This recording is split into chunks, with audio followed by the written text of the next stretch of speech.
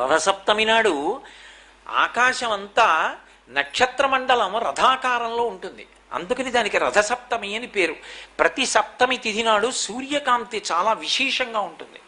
అటువంటి సప్తమి తిథి నాడు రథసప్తమి వచ్చినప్పుడు ఆ జిల్లేడాకులు రేగుపళ్ళు తల మీద పెట్టుకుని నమస్కారం చేసి సూర్యుడికి స్నానం చేస్తారు. ఎందుకు అంటే సూర్యబింబంలో ఉండేటటువంటి ప్రాణశక్తిని పుచ్చుకుని జిల్లేడాకు ఇక్కడ ఉండేటటువంటి గోరువెచ్చటి ఆ బ్రహ్మస్థానము నుండి ఆ లోపలికి ప్రసారం చేస్తుంది. దానివల్ల ఎదర వచ్చేటటువంటి విశేషమైనటువంటి వేడిని తట్టుకోవడానికి కావలసిన శక్తి వస్తుంది.